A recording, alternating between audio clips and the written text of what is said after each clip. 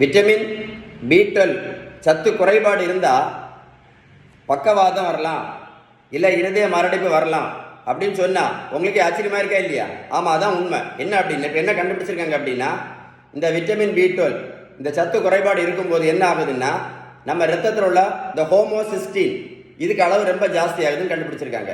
இந்த ஹோமோசிஸ்டின் என்ன ப்ராப்ளம் உண்டு பண்ணுது அப்படின்னா, நம்ம ரத்த குழாய்க்கு உள் பக்கத்தில் எண்டோதீலியல் டேமேஜ் இல்லைன்னா அத்திரோஸ்க்ளிரோசிஸ் அப்படின்னு சொல்லுவாங்க. இந்த பிரச்சனை உண்டு பண்ணுறதுனால இந்த ஹோமோசிஸ்டின் என்ன பண்ணுது அப்படின்னா பக்கவாதம் மற்றும் இருதய மாரடைப்பு வரும்னு கண்டுபிடிச்சிருக்காங்க.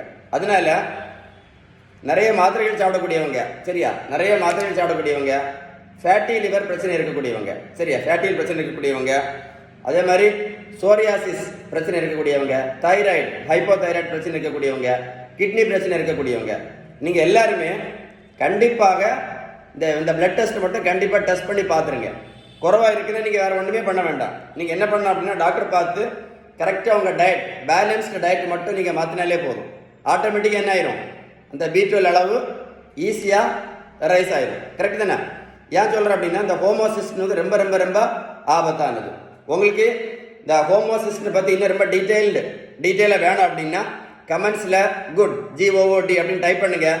நான் சொன்ன இன்ஃபர்மேஷன் உங்களுக்கு உண்மையிலே யூஸ்ஃபுல்லாக இருந்தால் மட்டும் கமெண்ட்ஸ் லைக் பண்ணி மறக்காமல் ஷேர் பண்ணுங்கள். ஷேர் பண்ணிங்கன்னா நிறைய பேருக்கு யூஸ்ஃபுல்லாக இருக்கும். சரியா? Stay tune.